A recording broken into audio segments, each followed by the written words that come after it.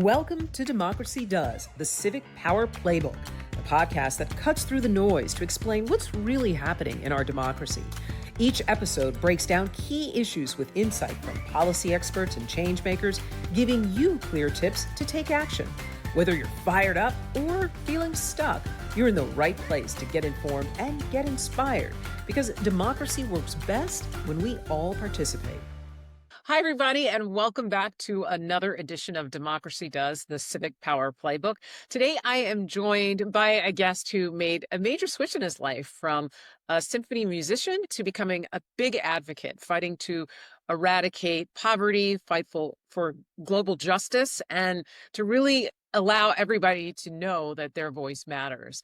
Sam Daley-Harris is founder of the organizations RESULTS and Civic Courage, both organizations, again, aimed at showing how your voice matters. Thank you so much, Sam, for joining us. I really appreciate it. Great to be here. Well, first, I'm so curious about this pivot. The first half of your career was as a musician. What did you do, and what was the shift? Well, I play percussion instruments in the Miami Philharmonic Orchestra in South Florida for 12 years. And the shift, I use a method, and I want your listeners and viewers to think about this. It's called the story of self. Uh-huh. And it was developed by Marshall Gans at Harvard. And it basically asks, what happened in your life and what decisions did you make that got you to this commitment? So when I tell my story of self, which answers your question, people ought to think about, what's your story of self? What's their story of self? So here's mine. I have a bachelor's degree and a master's degree in music, and I played percussion in the Miami Philharmonic Orchestra for 12 years and taught high school music. And 46 years ago, I founded the anti-poverty lobby RESULTS, and people ask, music, poverty lobby, what's the connection? Exactly. And when I look back in my life, there's certain experiences that start pointing me in a different direction.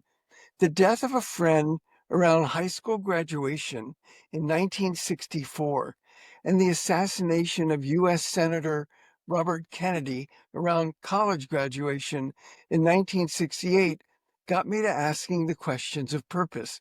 Why am I here? What am I here to do? What's my purpose? 9 years later, it's now 1977. I'm invited to a presentation on ending world hunger put on by the Hunger Project. And I go to this event thinking, well, hunger's inevitable. What do I know? I'm a musician. I mean, I'm thinking it's inevitable because there must be no solutions. Again, what do I know? Because if there were solutions, somebody would have done something by now. But I go to this event, it's obvious right away. There's no mystery to growing food, clean water, basic health, literacy. I'm not hopeless about the perceived lack of solutions. I'm hopeless about human nature. People will just never get around to doing the things that can be done. But there's one human nature I have some control over, my own, and my questions. Why am I here? What am I here to do? So I get involved in a big way. This is the end of the story. In 1978 and 1979, I spoke to 7,000 high school students, classroom by classroom, on ending world hunger. And before I went into the first classroom, I read some statements from the National Academy of Sciences Food Nutrition Study calling for the political will to end hunger. So I asked 7,000 high school students, what's the name of your member of Congress? I don't want to know if you wrote them. I don't want to know if you met them. Just the name. Yeah. Out of 7,000 asked, 200, fewer than 3%, could answer correctly. Wow. 6,800, over 97%, couldn't tell me the name of their member of Congress. And RESULTS, this anti-poverty lobby, grew out of this gap between the calls for the political will to end hunger on the one hand and the lack of basic information on who represents us in Washington on the other. And if I could just finish with this, I always say I had a very early front row seat on the American Slumber Party when I saw so many, these high schoolers are in their 60s now who couldn't name their member of Congress. So that's the shift. And Marshall Gans also calls it knowing your why and sharing it. So people ought to Yes. think about what's your why Hmm. as you listen to this. That goes to the next point of something called transformational advocacy. That's something that you do. It's the foundation clearly of a lot of your work. Can you explain what that is? What does that mean? Okay, great. Well, so everybody knows transactional advocacy, sign the petition, Yes. transaction complete.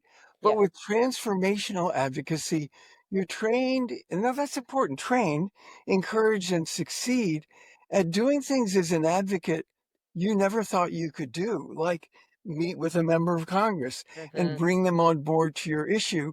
And when you do those things, you see yourself differently. That's part of the transformation. And so my work is centered around, well, let me put it this way.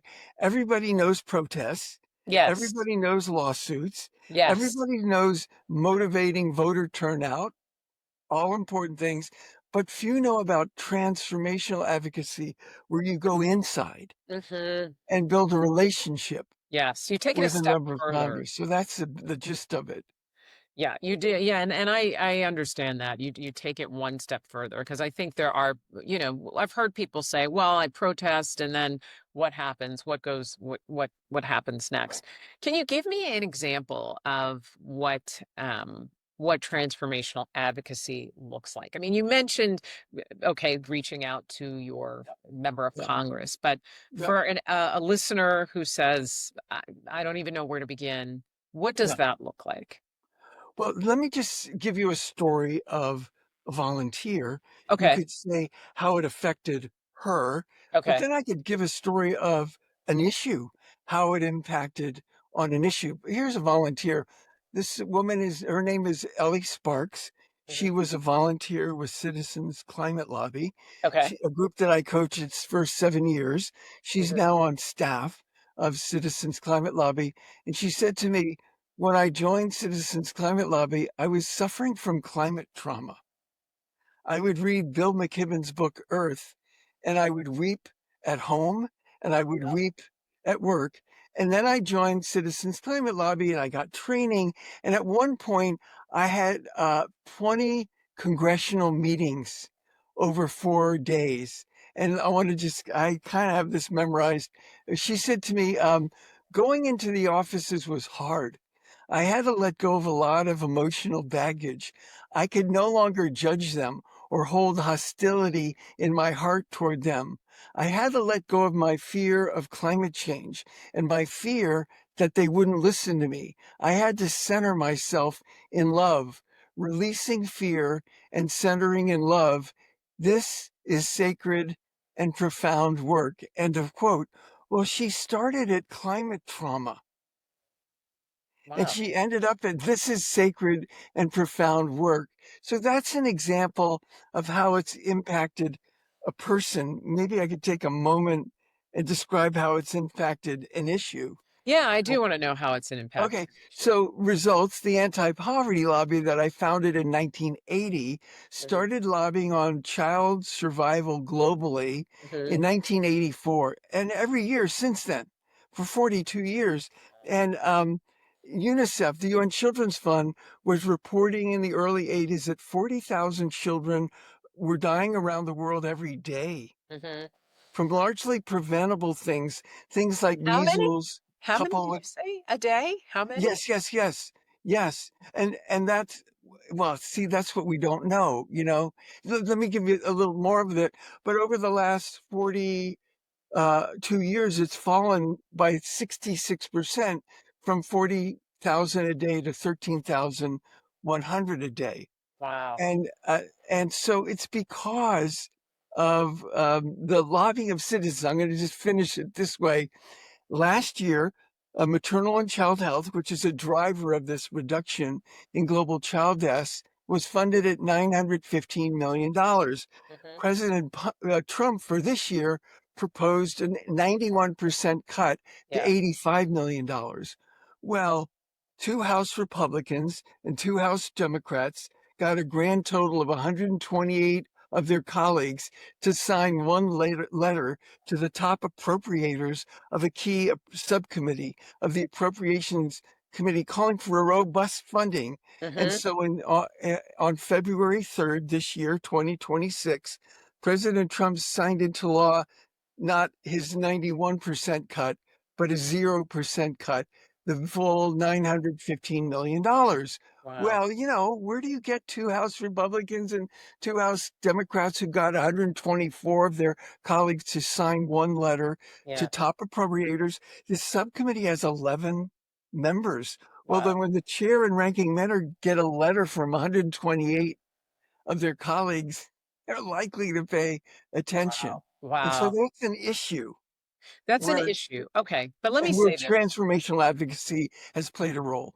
But we're also talking the long game. And when you talk about how you have worked in this space for over 42 years, there is definitely a deep level of commitment and investment. That being said, there are people today who don't want to watch the news, who are jaded about the political climate that we're in, who just want to get through the day to day, are trying to manage their bills. How can you motivate or encourage somebody to be involved? Yes. Could I just say that sometimes I don't want to watch the news? And Right. that's okay. That's okay. So I'm going to answer your question with this. I was interviewed on a national NPR program called 1A. Okay. Some of your listeners that might go to their city, like 350 cities. And I was so blown away by how vulnerable the host was, Todd Zwillich. Yeah. This was question number 2, which gets right at what you're asking. Question number 2 was the passive nature to our politics today. You can feel beat down by it. I mean, this is my career. He's on national radio. He said, "This is my career, and I feel beat down by it. I don't participate the same way others do because I'm a political journalist, but I do have to pay attention. It's a Yes. grind. It's a grind, Sam. I mean, I know you know that. What is the way out of that?" I was blown away by Yeah. how Yeah. I he think was a lot of speaking. journalists feel Yeah, that. I yeah, mean, a yeah, yeah. lot of journalists feel And that he way. was speaking that way for millions of Yeah. Americans. And Yes. the first thing I said was, Apollo astronaut Rusty Schweickart said, "We aren't passengers on Spaceship Earth. We're the crew." Mm-hmm. Well, are we? Mm-hmm. And if we're crew, how does crew operate? Second thing I said was, futurist and climate activist Alex Steffen said, "In fact, these days, cynicism is obedience." Mm. Well, yeah, if I'm cynical, I'm obedient to the way things are. If I Yes. could add one more thing that I didn't know when I was doing that interview, I've connected with this professor at Stanford, Jamil Zaki, and he wrote the book Hope for Cynics: Mm-hmm. The Surprising Science of Human Goodness. I love that title. And in it, he said, if you're cynical, it's like you're playing poker and you fold your hand before the game even Yeah. starts. And I always say, if you're a civic cynic, it's like you fold your hand before the Congress Mhm. is even sworn in. And Yeah. that's why what I encourage people to do is not like, go write a letter to the editor, go meet your member of Congress. What I encourage people to do is to connect with an organization Mm-hmm. that will feed you power, that will Yes. hold your hand, that will help you find a group, that will train you, that will encourage you to have a breakthrough. In my book, Reclaiming Our Democracy, there's a drawing, a small circle uh, labeled your comfort zone. And next to it is a much larger circle labeled where the magic happens. Oh, wow. Well, we need to find an organization that will encourage us out of our comfort zone over to where the magic happens. Well, what I like about that is it's not only is it a tangible action or direction, but it also lets people know that even if it's just a small thing like writing a letter, getting with an organization and writing a letter, each little bit counts. It Big matters. time. That leads me to your organization Civic Courage, which Right. does a lot of that. But explain what Civic Courage is. I think the name exemplifies in many respects what Right. you're talking Well, in about. simple terms, civic courage is where I train organizations to implement transformational advocacy. Hmm. And it's also where I get the word out on transformational advocacy. Let me tell this one quick story. I was talking to the head of organizing for a very large organization. Everyone watching and listening knows the name of this organization. Can you The head say of it? no, I won't. The head of wait. I'll tell you why. The head of Okay. organizing said to me, "We can't let our volunteers write letters to the editor or op-eds because they'll get it wrong and misrepresent the organization. Protecting their brand was more important Important. than Yeah. empowering their members." And I mentioned Citizens Climate Lobby. In 2019, the year before COVID, their volunteers had 4,300 letters, op-eds, and editorials published. One group was saying they'll get it wrong and misrepresent the organization.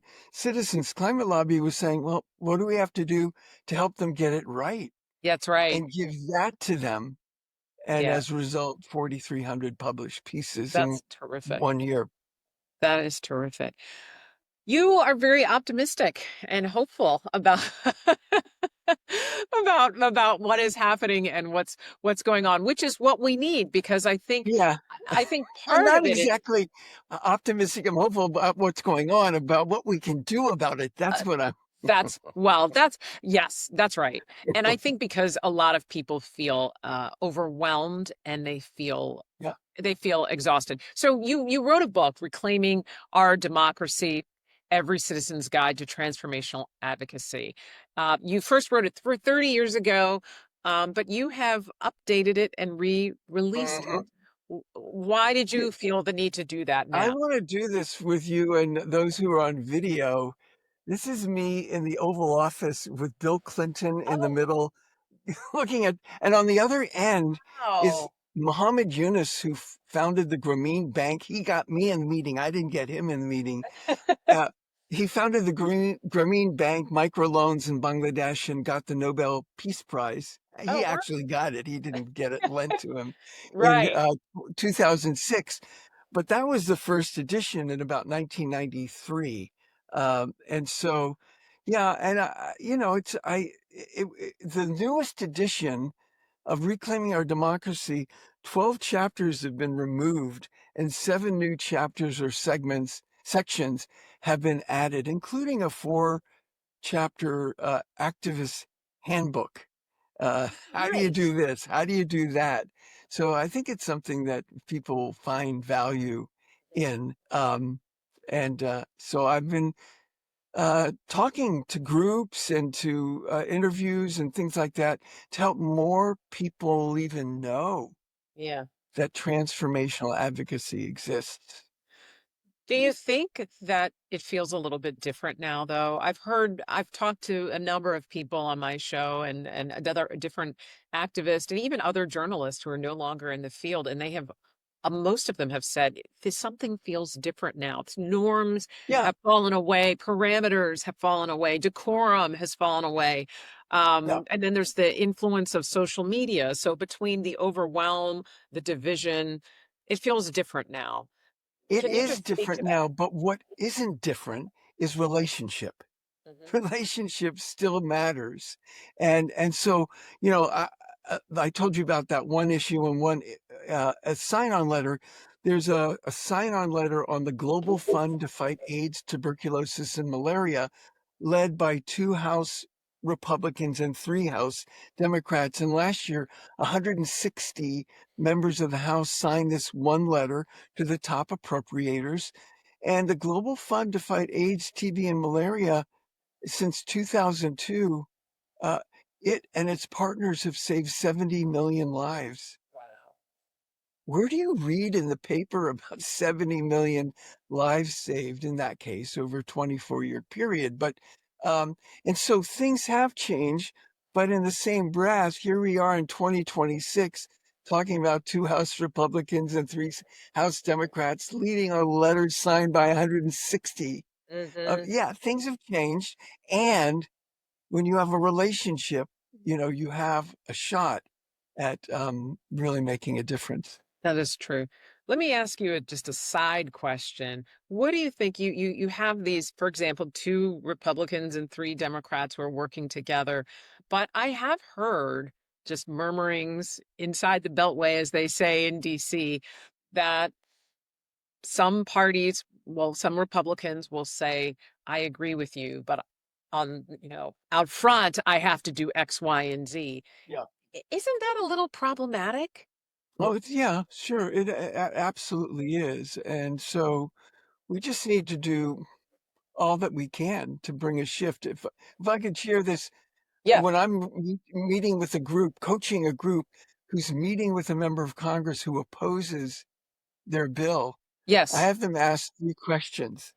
Question number 1, we know you don't support this bill. What would it take to change your mind? And you're listening for assignment. I could tell a story about that one. What would it take to change your mind? 2, could you say more about that? Mhm. 3, why do you think that is? So it's essentially a deep listening exercise. And I know this fella from the Philadelphia area who wanted to start, this was 2013, a climate solutions caucus with Democrats and Republicans. He's going to do it in South Florida because of sea level rise, and there were Yes. Republicans and Democrats down there. He meets with a member of Congress and he says, I know you don't support this climate solutions caucus. What would it take to change your mind? And she said, well, if you could get the chambers of commerce on board. And he did. He came back with letters from Miami Beach, Coral Gables, South Miami chambers of commerce. He gave them to her. And she said, well, if you could get the mayors on board. And he did. He came back with he listening for assignments. He came back with letters from most of the local mayors, and she joined this bipartisan climate solutions caucus. And Wow. so, and part of it is, what would it take to change your mind? Mm, Could you say more about that? mhm. Why do you think that is? Where you're going deeper and deeper till you probably get to someplace where you actually connect rather than Yes, I like that because think about it. It's so easy for someone to shut you down quickly when someone says something that's inflammatory and then you want to react in an inflammatory way and then you're exactly. deadlocked. What about moving Yeah. the So, but this goalposts is though? part of transformational advocacy. Yes, yes, that's true. And you Yeah. do have to have a temperament for it. But what about people who move the goalposts? So she asked for one thing, he delivered, and then she asked for something else, and he delivered on that. Well, here's the deal. When I'm coaching a group about their first ever meeting with a member of Congress, I say, your goal is not to get them to co sponsor this bill, which you might want them to do. You might want them to co sponsor that bill. That's not your goal. Your goal is a relationship, Hmm. and that's over time. That's not a yes or a no today. That's what your goal is over time. So, Hmm. yeah, it is a long game and it isn't for everyone. Yes. But, protesting isn't for everyone either, maybe. Yes, yes. But what you do, you aim to show people that in some way there's something that all of us can do. So I do like to end on a hopeful note. And again, you were very hopeful, Sam. You were very hopeful, Sam. And I would love to get your tips, your top three power plays. That's something I always like to ask my guest at the end of a show. What are your top three tips on how people can be engaged, feel empowered, make a difference, especially when they don't know what to do? Do you have three easy, Right. accessible tips? Okay, great.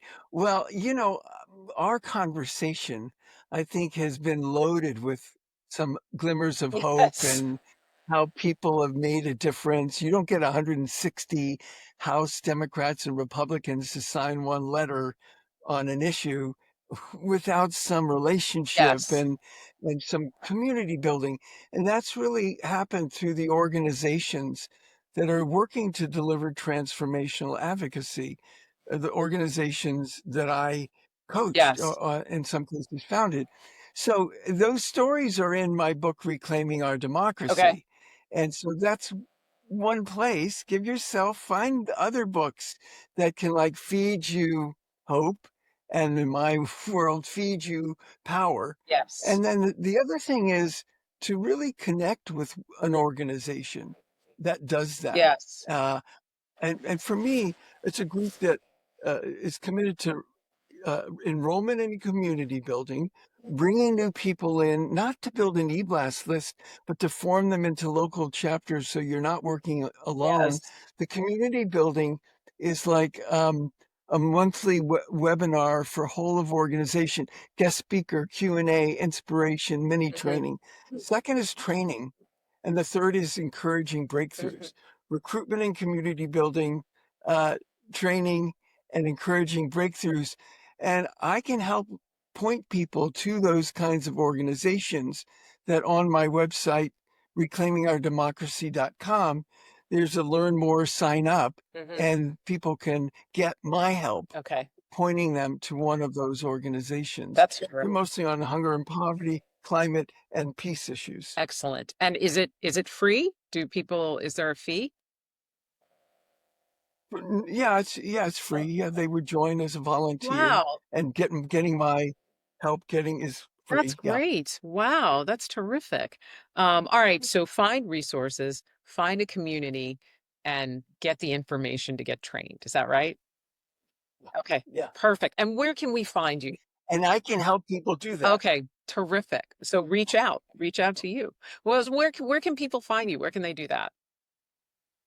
Well, again, reclaimingourdemocracy.com, and then learn more. Clicking on that tab will let me know that they'd like me to speak to their place of worship or club or book Oh, group, that's or terrific. they'd like me to connect them Okay. to one of these groups, that kind of That thing. is terrific. And then what about your book, Reclaiming Our Democracy, Every Citizen's Guide to Transformational Advocacy? Where can they find that book? Well, you can find it most anywhere, and certainly, again, at that website, Okay. it has a Barnes & Noble, Amazon, and Indie Okay. Books link Terrific. to get it that Okay. way. Wonderful. Well, we'll make sure that we promote that and people can reach out to you. Thank you so much, Sam Daley-Harris. It was really a pleasure to speak with you. I loved it. Thank you. Thanks. And now it's time to recap Sam's top tips. First, he says find resources that support you. Check out articles or books to get you some ideas. Also, he says don't work in isolation. Find a community that supports you. He says it will probably give you some ideas on how to get involved at your own comfort level. And finally, he says get training and tools. And if you want to learn more about Sam's work, check out his books, or learn about other resources he can offer you, go to reclaimingourdemocracy.com. Thanks so much for joining us. We hope you're feeling a little more hopeful, a little less stuck, and maybe even inspired to take action, because democracy does work when we all participate. And don't forget, sign up for our newsletter to get updates on when our next episode drops. You can go to my website, democracydoes.com. And as a bonus, if you haven't gotten one, a free and easy tip sheet on how to get involved.